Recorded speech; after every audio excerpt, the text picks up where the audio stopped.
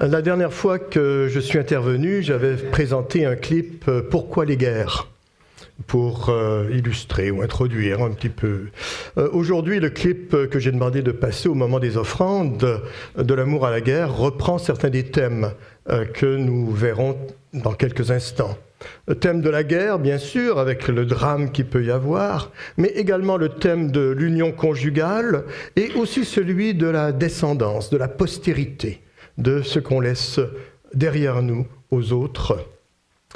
Et avant d'aller plus loin, je vous invite à faire lecture d'un psaume, le psaume du temps. C'est ainsi que je le surnomme, une prière de Moïse. C'est le psaume 90. Ah, bah tiens, il faut que je l'allume celui-là. On.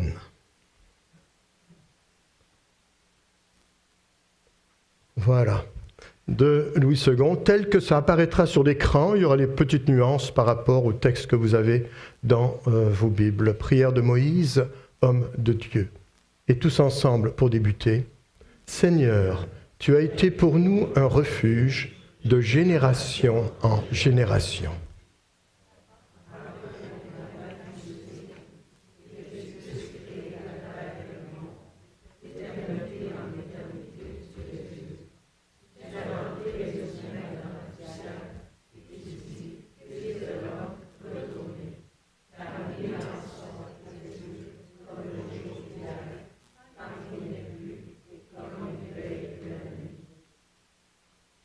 Tu emportes nos jours, semblables à un songe, qui, le matin, passe comme l'herbe. Elle fleurit le matin et elle passe. On la coupe le soir et elle sèche. Tu mets devant toi nos manquements, et à la lumière de ta face nos fautes cachées. Tous nos jours disparaissent devant ta colère. Nous voyons nos années s'évanouir comme un son.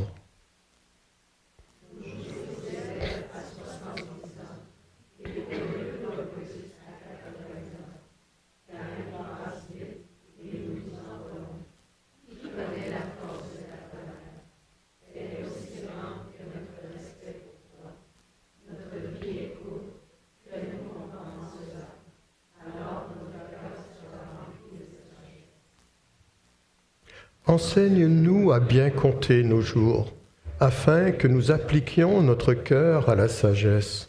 Rassasie-nous chaque matin de ta bonté, et nous serons toute notre vie dans la joie et l'allégresse. Que ton œuvre se manifeste à tes serviteurs, et ta gloire sur leurs enfants. Que la grâce de l'Éternel, notre Dieu, soit sur nous. Affermis l'ouvrage de nos mains. Oui, affermis l'ouvrage de nos mains, et que le Seigneur puisse bénir la lecture de sa parole. Oui, Seigneur, à nouveau aujourd'hui, nous ouvrirons ton écriture, ta Bible, qu'elle puisse parler à nos cœurs, parler à nos vies, qu'elle puisse quelque part toucher une corde sensible, nous faire grandir toujours un peu plus, nous faire grandir dans la foi, dans l'espérance, et par-dessus tout, nous faire grandir dans l'amour. Grandir dans la foi, c'est le regard tourné vers toi, Seigneur. Grandir dans l'espérance, c'est le regard tourné vers les autres. Et grandir dans l'amour. Au nom du Christ vivant. Amen.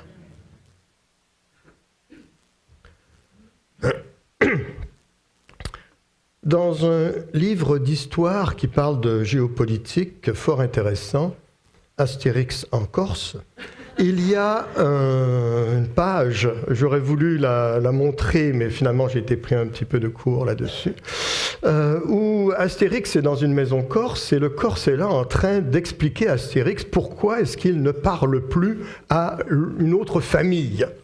Et là, il lui dit, cette famille-là, on ne peut plus lui parler, ça a commencé lorsque l'âne a traversé le champ... Non, c'est pas ça. Ça a commencé lorsqu'il y a un arbre qui était tombé sur la... Non, c'est pas ça. Ça a commencé... Bon, mais de toute façon, c'est très grave. Ça peut nous faire sourire, ce genre de situation. Mais on la retrouve également, et c'est dur à dire, dans une réalité. En Afghanistan, au début des années 2000, lorsque les Américains ont envahi l'Afghanistan, il y a un interprète qui accompagnait un soldat américain Et le soldat, traversant certains villages, ils étaient rendus au moment, ça faisait déjà 3 ans qu'ils étaient sur place, ils allaient quitter la région, et ils parlent de reconstruction, ils parlent de paix, ils parlent de réconciliation, etc. Et à un moment donné, l'interprète dit au soldat, en passant dans un village, que cette personne-là, qui était sur le bord de sa maison, je ne pourrai jamais lui pardonner parce qu'il a tué mon frère. Le soldat était un peu embêté de cela, parce que c'est vrai que quand ça touche des cordes sensibles, on ne sait plus trop comment réagir. Et donc il demande à l'interprète, écoute, si tu veux en parler, tout ça, sens-toi à l'aise, si tu veux me dire comment ça s'est passé, on peut peut-être... Et le soldat, l'interprète arrive en disant, c'était en 1920. Il n'était même pas né. Oui. Comme quoi, de famille en famille, de génération en génération, quelque part, ça marque et ça continue. Dans la première partie du chapitre 4, nous avions vu que la famille, entité privilégiée des relations, devient un lieu de pouvoir, de domination extrême. Combien de rapports familiaux sont dévastés, entre autres sur des questions d'héritage? Combien de frères et de sœurs, voire même de pères et de mères, qui ne se parlent plus depuis des lustres et sans plus trop savoir pourquoi? Peut-être même que dans cette assemblée, il y en a parmi vous qui avez des frères ou des sœurs qui ne veulent plus communiquer et qu'on ne sait pas trop pourquoi, on ne sait plus, on a oublié. J'ai souligné également dans ma réflexion la dernière fois que même si Caïn est coupable de meurtre sans préméditation, Dieu, dans son amour inconditionnel, a mis un signe protecteur sur Caïn. L'amour de Dieu reste plus grand que nos fautes. Dans notre texte d'aujourd'hui, la deuxième partie du chapitre 4, que nous verrons dans un instant, 2 humanités se dégagent. Celle qui opprime, qui domine, qui oppresse, celle dont le péché se couche à la porte, esclave d'elle-même. Celle qui appelle le bien mal et le mal bien. C'est ce que dit le prophète Ésaïe, qui annonçait non seulement pour son temps, mais pour un temps à venir, des gens qui appellent le mal bien et le bien mal. Encore là, c'est drôle qu'on peut trouver un peu cet écho dans notre société par moments. Et de l'autre côté, l'autre humanité, c'est celle qui aspire à la liberté. La libération, la restauration. Une révolte gronde. Une révolte qui est premièrement une révolte contre Dieu. Un cri. Lémec dira « Personne ne mettra sur mon chemin quelqu'un pour me dire quoi faire. » Et même pas un enfant. Nous avons dans le texte l'expression « J'ai tué un jeune homme pour ma peine. » En fait, littéralement, ce n'est pas un jeune homme, c'est un enfant. J'ai tué un enfant pour ma peine. L'individualisme est érigé en dogme, la sacro-sainte autonomie qui n'est qu'une forme d'esclavage des pulsions et des passions qui peuvent nous animer. Et l'histoire qui suit n'est que la conséquence, l'amplification, la boule de neige qui dévale la pente. Rapport de pouvoir brisé entre les hommes, entre les frères de sang, entre les peuples, entre les humanités. Écoutons la deuxième partie du chapitre 4, les versets 17 à 26. Et ce sera la dernière fois qu'on entendra cette voix que je trouve superbe et relaxante. Qu'on entendra cette voix.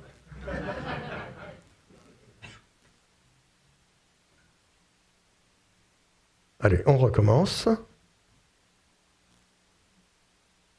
Et enfanta Hénoch. Il bâtit ensuite une ville, et il donna à cette ville le nom de son fils, Hénoch. Hénoch engendra Irad. Irad engendra Méhujaël. Méhujaël engendra Métucaël, et Métucaël engendra Lémec. Lémec prit 2 femmes. Le nom de l'une était Ada, et le nom de l'autre Tsilla. Ada enfanta Jabal. Il fut le père de ceux qui habitent sous des tentes et près des troupeaux. Le nom de son frère était Jubal. Il fut le père de tous ceux qui jouent de la harpe et du chalumeau. Tsilla, de son côté, enfanta Tubal-Caïn, qui forgeait tous les instruments d'airain et de fer. La sœur de Tubal-Caïn était Naama. Lémec dit à ses femmes, « Ada et Tsilla, écoutez ma voix. Femmes de Lémec, écoutez ma parole. J'ai tué un homme pour ma blessure, et un jeune homme pour ma meurtrissure. Caïn sera vengé 7 fois, et Lémec 77 fois. Adam connut encore sa femme. Elle enfanta un fils, et l'appela du nom de Seth, car, dit-elle, Dieu m'a donné un autre fils à la place d'Abel que Caïn a tué. Seth eut aussi un fils, et il l'appela du nom d'Énoch. C'est alors que l'on commença à invoquer le nom de l'Éternel.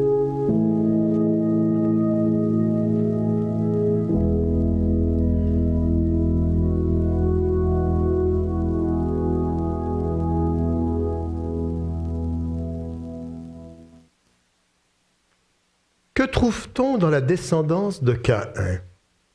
Des sédentaires et des nomades, l'âge du bronze, l'âge du fer, certes, mais également la construction des villes. Et il faut dire que les villes sont souvent perçues comme des lieux de perdition, comme une concentration du vice. Je prends ces 2 termes-là de prédication de prêtres catholiques romains au début du siècle dernier, qui pointaient la ville comme étant le lieu de tous les malheurs. Attention, tout n'est pas mauvais. La moitié de la population de la planète y habite. Que trouve-t-on aussi dans cette descendance? Des artistes et des musiciens, avec tout le mode de vie que l'on peut associer à cela. Mais encore là, attention, tout n'est pas mauvais. L'art peut aussi exprimer le beau, le bon et le bien. Je me permets un petit témoignage personnel. Au moment de ma conversion, il y a des années de cela, sur la côte ouest américaine, la personne que je considère comme étant ma mère spirituelle, celle qui quelque part m'a conduit au Seigneur par ses prières, par son attention, elle était fille de pasteur. Ils habitaient à ce moment-là en Alaska. Mais son père était extrêmement strict, tellement strict qu'elle a voulu fuir la famille. Elle s'est mariée au premier venu, un homme qui la battait. Elle a divorcé, elle a déménagé sur la côte ouest américaine, et là, elle s'est mise en concubinage avec mon père. Question de revenus, elle est devenue mannequin. Alors imaginez la typologie là, une chrétienne à l'époque, divorcée, mannequin, vivant en concubinage, et pourtant c'est elle. C'est elle qui, quelque part, a été sur mon chemin, celle qui m'a ouvert les yeux, celle qui m'a touché, celle qui a fait en sorte que je puisse m'ouvrir à la grâce et à l'amour inconditionnel de Dieu. Que trouve-t-on dans cette descendance de Caïn? La technologie, le fer et l'airain, et toutes les armes de guerre. Encore là, attention, tout n'est pas mauvais. La technologie peut également être au service de l'humanité, pas seulement asservir. Le développement de l'imprimerie, par exemple, au XVIe siècle, a largement contribué à l'essor du protestantisme. Et en dernier lieu, que trouve-t-on dans cette descendance, dans cette généalogie, dans ces enfants, l'introduction de la polygamie. Parlons un peu de la polygamie. Lémec prit 2 femmes. Il y a un pointeur? Oui. Il prit 2 femmes, une femme et sa deuxième femme. Lémec est ici en train de se battre, où nous avons des armes, fer et airain. Ici en haut, un peu caché, instrument de musique qu'on retrouve dans la main de l'un. Lémec prit 2 femmes. Pour moi, c'est l'exemple de domination suprême de l'homme sur la femme. Tout en sachant que la polygamie est pour certaines femmes, autant en Afrique qu'au Moyen-Orient, un moyen de survie. J'ai lu une étude anthropologique sur les origines de la polygamie. J'étais surpris d'apprendre que dans plusieurs sociétés, la première femme, c'est pour assurer la descendance, avoir une progéniture, principalement des fils. Mais comme les grossesses nombreuses peuvent abîmer le corps, excusez mesdames, la deuxième femme, c'est pour le plaisir. Et on va s'assurer par certains traitements et certaines herbes qu'elle ne puisse pas avoir d'enfants pour conserver sa beauté. La polygamie. Un ami camerounais me disait en souriant, « Nous avons plusieurs femmes en même temps. Vous avez plusieurs femmes, une après l'autre. »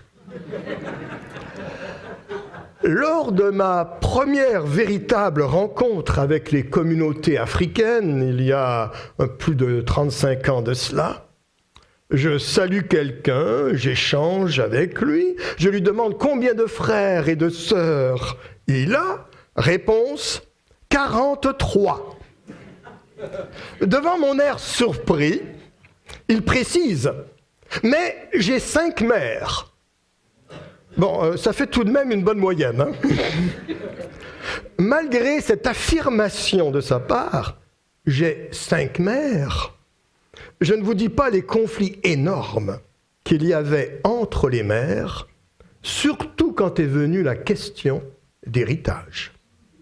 J'ai connu plus de cas à problème que de situations paisibles sur ces questions de polygamie.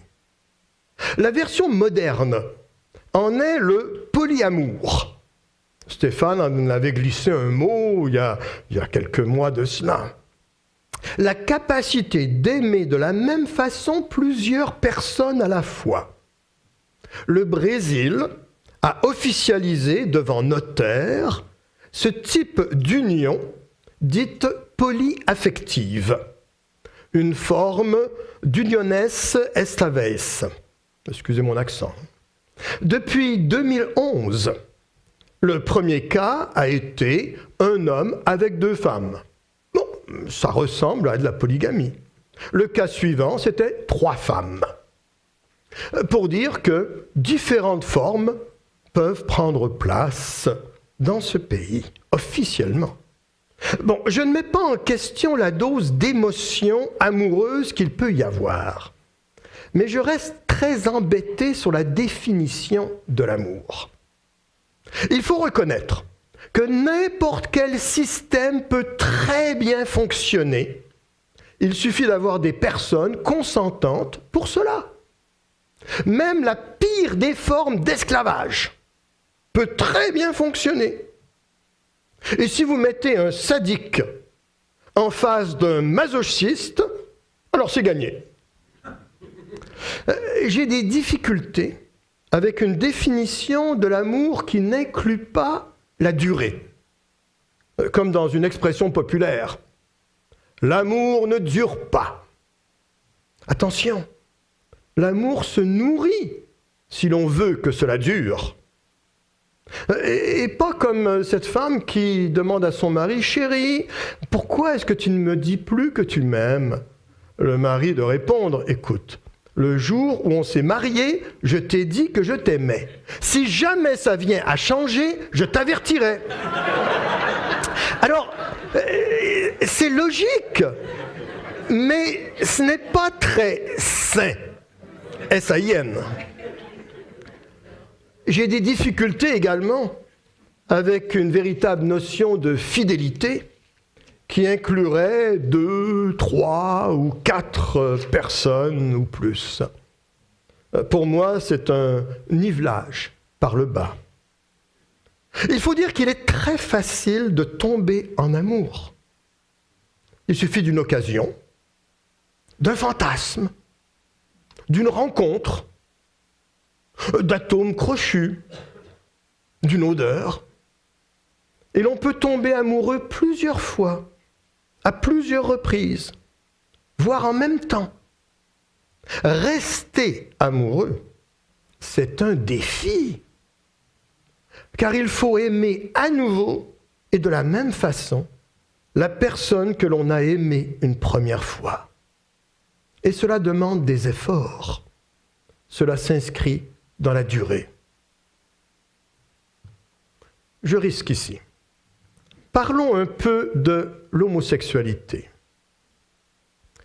Les théologiens chrétiens de tendance libérale mettent l'accent sur le fait que ce qui caractérise une union conjugale, c'est la fidélité, le respect, l'engagement. Soit ce qu'ils appellent une anthropologie relationnelle.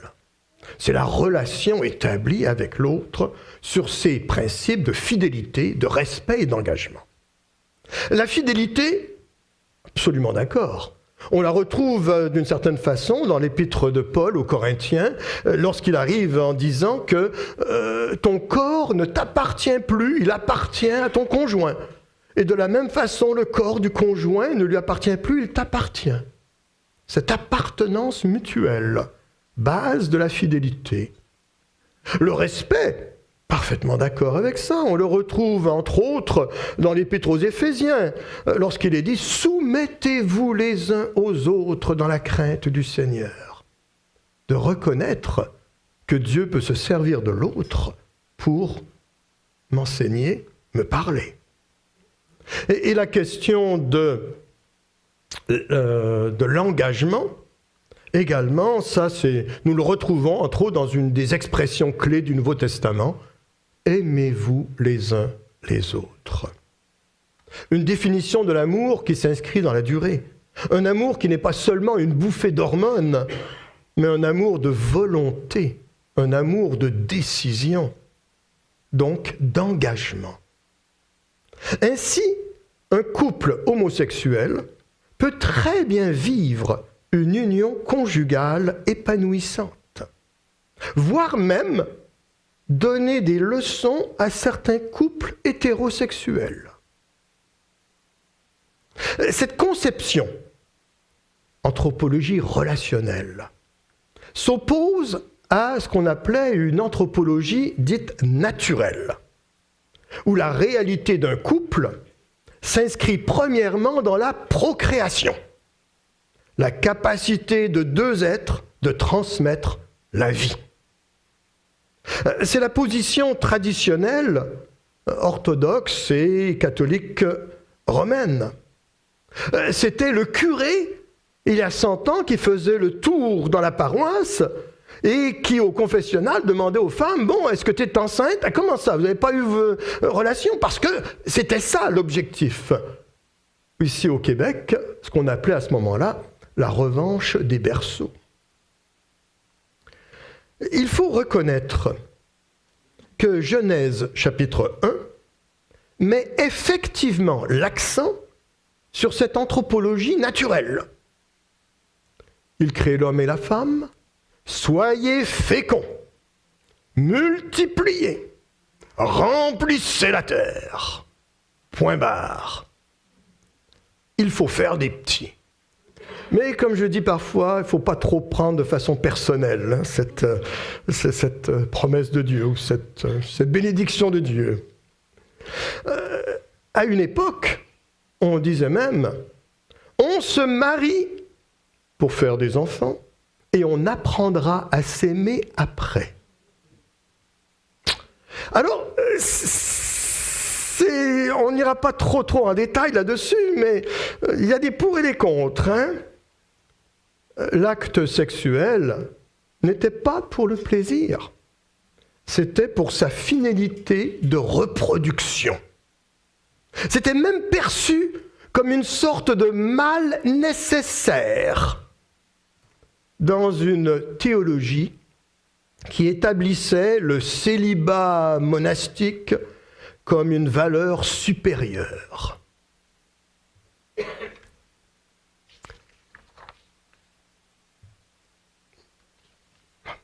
Toutefois, Genèse chapitre 2 présente l'union conjugale comme étant essentiellement relationnelle.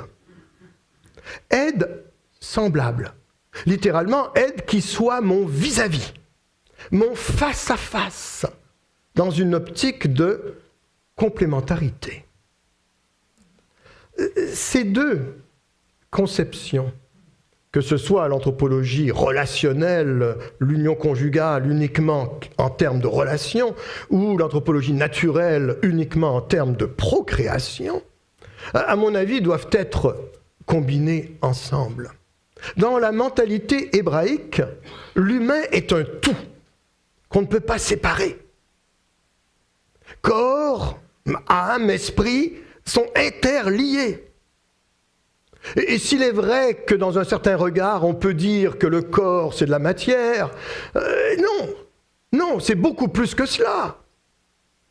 On le reconnaît d'ailleurs aujourd'hui avec tout ce que l'on appelle les maladies psychosomatiques, où une situation psychologique, le psyché, va directement provoquer des maladies physiques bien réelles. Et inversement aussi, un débalancement chimique dans le corps peut provoquer des maladies psychologiques. Tendance à l'alcoolisme, à la criminalité et autres problèmes, voire même altération de la relation avec le divin. Et donc, je propose une autre approche, j'oserais dire, d'anthropologie, celle que j'appellerais créationnelle, bien que le terme est utilisé pour parler de création artistique, mais pour dire qu'il ne faut pas séparer. Et que tout autant l'aspect physique que l'aspect relationnel sont les deux intégrés ensemble. Même s'il est vrai que dans la complexité de l'aventure du couple, certains domaines et certains aspects peuvent prendre plus d'importance que d'autres. Poursuivons notre réflexion. La guerre prendra place. Rivalité tribale, ethnique, désir de conquête et par-dessus tout la vengeance. Dans les versets 23 et 24 qu'on a entendus, « Blessé, j'ai tué, meurtri, j'ai tué sans pitié. » La vendetta. Caïn sera vengé 7 fois, Lémec 77 fois. Étrange ces chiffres. Est-ce que ça ne vous rappelle pas un autre 7 fois et un autre 77 fois qui quelque part s'opposerait justement à cet aspect de la vengeance dans les paroles même du Christ lorsqu'il arrive en disant « Pardonne, pardonne », parce que c'est l'apôtre Pierre, qui arrive en disant « Écoute là, jusqu'à combien de fois je vais lui pardonner ? Jusqu'à 7 fois ?» Et Pierre était fier de son coup, pardonner jusqu'à 7 fois, c'est quelque chose. Il va me faire le même mauvais coup là, 7 fois de suite. Puis Jésus lui dit non, pas 7 fois, 77 fois, 7 fois. Alors là, il y a des légalistes qui vont calculer. Ça veut dire 539. Donc rendu à la 540e fois, là maintenant, j'aurais plus à lui pardonner. Non. Ça veut tout simplement dire, ne calcule pas, ne cherche pas. Ce pardon qui l'emporte sur la vengeance. Le bon sauvage de Jean-Jacques Rousseau est une utopie. L'humain livré à lui-même ne sait pas véritablement aimer, ou si peu aimer. L'homme est un loup pour l'homme, disait Hobbes au XVIIe siècle, une reprise d'ailleurs du philosophe Plaute au IIe siècle avant Jésus-Christ. L'homme a besoin de celui qui est l'amour incarné pour que son propre amour ne soit pas uniquement égoïste, pour apprendre à pardonner parce que l'amertume ronge, pour apprendre à apprécier l'autre, car la solitude tue, pour apprendre à vivre en harmonie avec lui-même, sans la peur de vivre ou celle de mourir, pour apprendre à vivre en harmonie avec les autres, sans chercher à dominer, à manipuler, à les transformer à sa propre image, pour apprendre à vivre en harmonie avec Dieu, celui qui donne sens. Et pour cela, il faut par moments avouer, confesser, reconnaître à la fois notre faiblesse et la place de Dieu. Alors le chrétien pourra faire renaître l'amour. Au verset 26 du chapitre 4, en opposition à la descendance du mal, nous aurons ceux qui invoquent le nom de l'Éternel. Une autre traduction dira ceux qui commencent à se réclamer du nom de l'Éternel. Que notre prière puisse être d'être parmi ces derniers, d'être parmi ceux qui se réclament du nom de l'Éternel. Au chapitre 5, je lis les 4 premiers versets. Voici le livre de la postérité d'Adam. Lorsque Dieu créa l'homme, il le fit à la ressemblance de Dieu. Il créa l'homme et la femme. Il les bénit et les appela du nom d'homme lorsqu'ils furent créés. Je reviens ici sur ce verset 2. Il crée l'homme et la femme et les appelle du nom d'homme. La plupart du temps, quand on a le mot « homme » dans la Bible, nous devrions traduire par « humain » et non pas par « homme » dans le sens mâle du terme. Adam, âgé de 130 ans, engendra un fils à sa ressemblance, selon son image, et lui donna le nom de Seth. Les jours d'Adam, après la naissance de Seth, furent de 800 ans, et il engendra des fils et des filles. Les généalogies. À la fin du chapitre 4, nous avions déjà, lorsqu'on a entendu tout à l'heure, une première postérité mentionnée, les descendants de Caïn. Ici, au chapitre 5, tout le long du chapitre 5, nous avons une descendance, une généalogie, d'Adam jusqu'à Noé, en passant par Seth. Seth qui va remplacer Abel, qui a été, comme il est mentionné, tué par Caïn. Pour nous, modernes occidentaux, l'étude des lignées est un passe-temps auquel quelques adeptes de l'histoire, un mon-oncle ou une ma-tante, s'adonnent pour le plaisir de savoir de quelle ville nos aïeux venaient. Pour un certain nombre de Québécois, c'est de savoir de quelle ville en France est-ce que les ancêtres venaient. Quelques archéologues également, amoureux du passé, font un peu ce travail-là aussi. Par contre, pour les anciens, c'était du sérieux. On pouvait introniser un roi ou destituer un seigneur avec leur généalogie. On établissait les calendriers avec les descendants.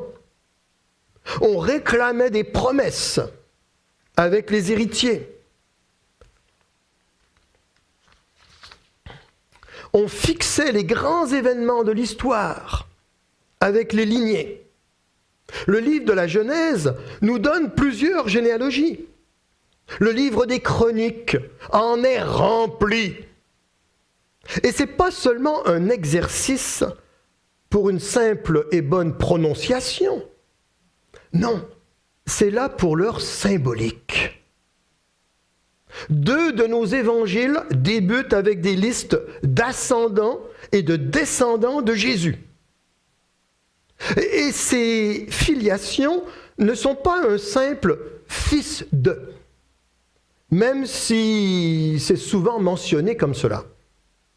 On saute parfois par-dessus des générations, on mentionne certains fils et pas d'autres, on fait quelques entorses à l'étymologie, tout cela pour maintenir une symbolique qui bien souvent nous échappe aujourd'hui.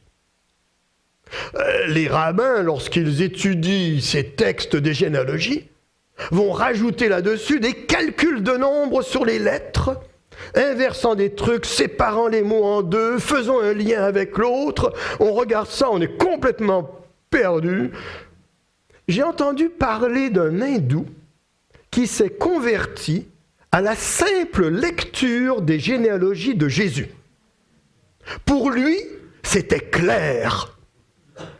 Pour nous, c'est obscur. Et si les généalogies sont si importantes, c'est toute la dimension de la postérité et de la descendance qui est en jeu. Et à l'opposé, dans l'Ancien temps, la stérilité est signe de malheur.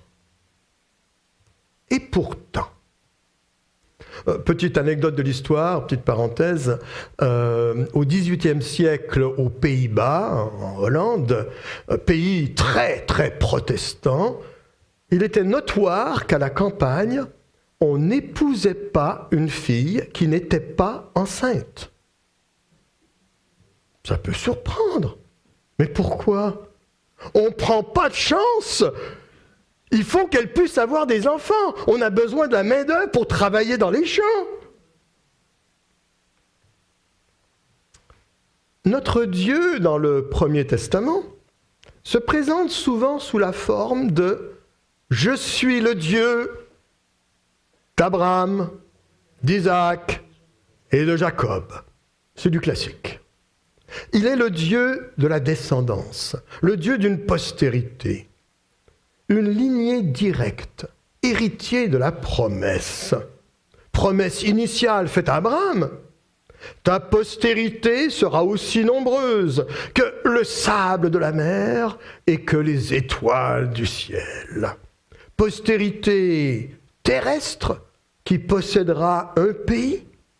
Postérité spirituelle qui entrera dans le véritable pays. Mais attendez un peu. Le Dieu d'Abraham, d'Isaac et de Jacob. Abraham épouse qui ? Sarah. Sarah qui était stérile.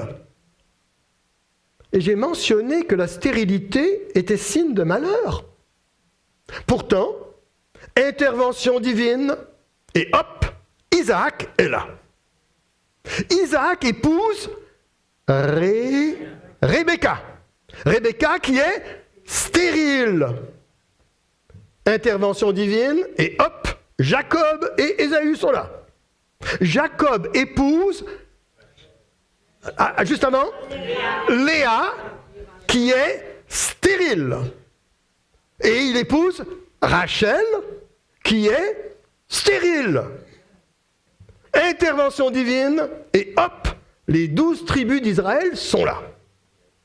Ceci pour bien démontrer que la lignée messianique est, depuis la première promesse faite à Abraham, le produit de l'intervention divine.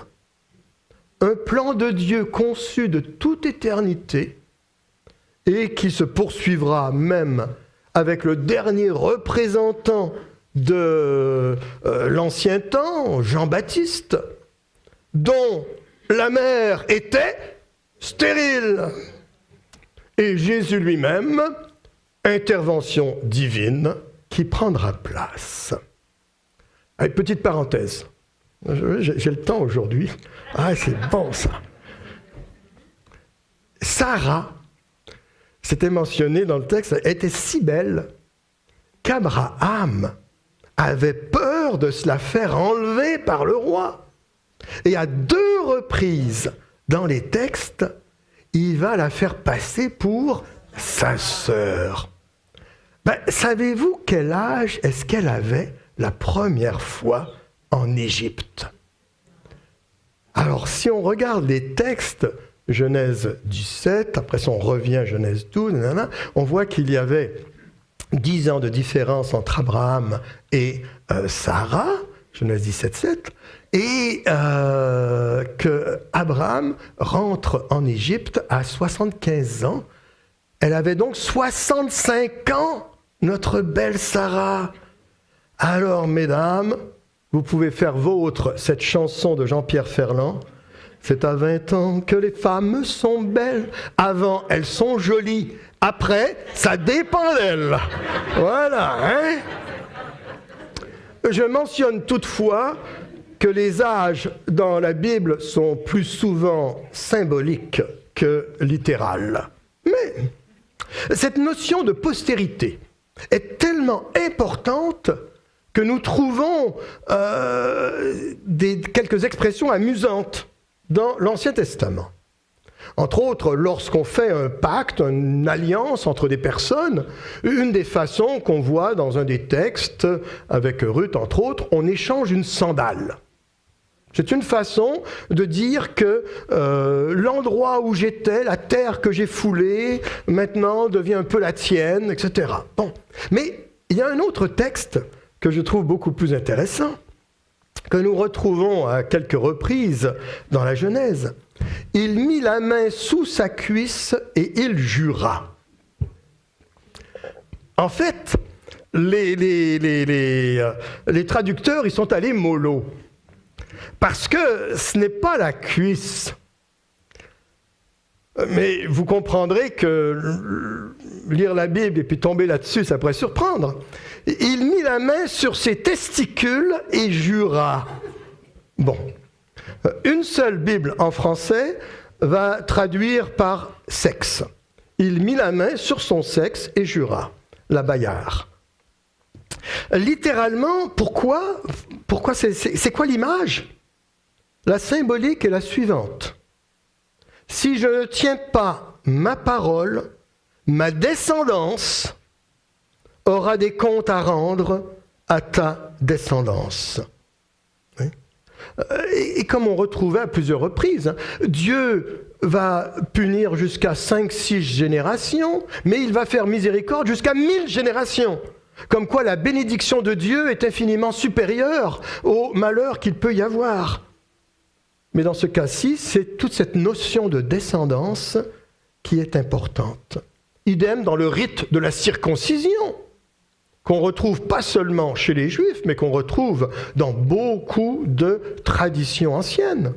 Symbole d'une alliance qui passe par l'appartenance à une lignée. Le chapitre 5 nous surprend par des grands âges mentionnés. Un peu moins de 1000 ans de vie pour la plupart. Nous avons vu Adam, lui, 800 ans après la naissance. Donc, tous les jours d'Adam, verset 5, qu'Adam vécut furent de 930 ans, puis il mourut. Et ils engendrent entre 65 et 500 ans. Hein? Je dis qu'il est en santé, le gars. Bon. Nous avons des histoires similaires dans d'autres littératures de l'Antiquité. Comment comprendre ces grands âges? Un commentateur dira que les généalogies que nous avons ici assurent la transition entre le temps mythologique ou symbolique des premiers chapitres et le temps de l'histoire humaine qui commence avec Abraham au chapitre 12. Je l'avais d'ailleurs mentionné dans ma grande introduction à ces 11 premiers chapitres de la Genèse, qui appartiennent à une catégorie de littérature particulière, de la préhistoire biblique, alors que l'histoire biblique, elle, ne commence qu'avec Abraham, chapitre 12. C'est-à-dire que l'histoire, à partir du moment où l'écriture apparaît, qui nous permettra de donner un sens aux découvertes que l'on fait. Il faut une transition entre la vie dans le jardin, marquée par l'éternité, et la vie telle que nous la connaissons de nos jours. Tout à l'heure, nous avons lu dans le psaume 90, « Le temps de vie pour les gens sont de 70 ans et les plus robustes, 80. » Bon, alors, plusieurs d'entre vous ici dans cette salle avaient dépassé le 90 ans. Voilà, donc vous faites partie de cette catégorie. Dans le temps de Dieu, un jour est comme 1000 ans, alors que dans notre temps, la durée de vie de l'humain n'excède pas actuellement 120 ans. Dans la généalogie de Sem, qui sera la deuxième partie du chapitre 11, à la fin de notre section des 11 premiers chapitres, les durées de vie raccourcissent. Ce sera 500 ans, puis 400 ans, puis 300 ans, puis 200 ans. Et la paternité sera un âge plus raisonnable, autour de la trentaine pour la plupart. Un petit mot sur le calendrier. Selon le calendrier juif, nous sommes aujourd'hui c'est le 23 novembre de l'an de grâce de notre Seigneur Jésus-Christ 2025, nous sommes le 3e jour du mois de Kislev de l'an 5786. Le premier jour de la création du monde est réputé être le dimanche 6 octobre de l'an moins 3761 de notre ère à nous. Ce qui pour eux est devenu l'an 1. Leur calcul provient en partie de cette généalogie que nous avons ici au chapitre 5. C'est en calculant les âges qui sont là, plus après la généalogie du chapitre 11, qu'ils arrivent à remonter jusqu'au moment initial. Et ce calendrier juif a été établi au début du Moyen-Âge. Parce qu'avant, tout comme les chrétiens aussi, comme tous les peuples, on calculait en fait les années en fonction des règnes de rois ou de seigneurs, la 10e année du règne de machin, la 12e année du règne de X, etc., avec les ambiguïtés qu'il pouvait y avoir, que certaines années, il n'y avait pas de roi en place, ou que d'autres années, il y avait 2 rois la même année. Bon. Et notre calendrier, nous, chrétiens, provient également du début du Moyen-Âge. Avant ça, on n'avait pas de calendrier qui remontait à l'an 0, qui était la naissance du Christ. C'est un pape, Jean Ier, qui va demander à un moine, Dionysius Exiguus, c'est-à-dire Denis le Petit, et il va lui demander de calculer la date de Pâques pour que toutes les églises soient bien correctes, tout ça, et de faire remonter le calendrier à Jésus-Christ. Alors, il va faire des recherches de moines, c'est le cas de le dire, et il va travailler, il va arriver avec un calendrier qui deviendra le calendrier général, accepté par tout le monde aujourd'hui sur la planète comme calendrier de base, et il s'est trompé de quelques années. Bon, on peut lui pardonner cela. Qu'en fait, Jésus-Christ serait né entre moins 4 à moins 6 avant Jésus-Christ. Mais bon. Mais il a tout de même fait un travail superbe, c'est ça. Le verset 24 de Genèse chapitre 5, et on termine avec cela. Enoch marcha avec Dieu, puis il ne fut plus, parce que Dieu le prit. Enoch marcha avec Dieu. On retrouvera la même expression au chapitre 6, le verset 9, pour parler de Noé. Voici la postérité de Noé. Noé était un homme juste et intègre dans son temps. Noé marchait avec Dieu. Enoch marcha avec Dieu. Dans le judaïsme, Enoch fait figure de juste. Tout comme Élie, qui lui aussi fut enlevé auprès de Dieu. Personnage très important.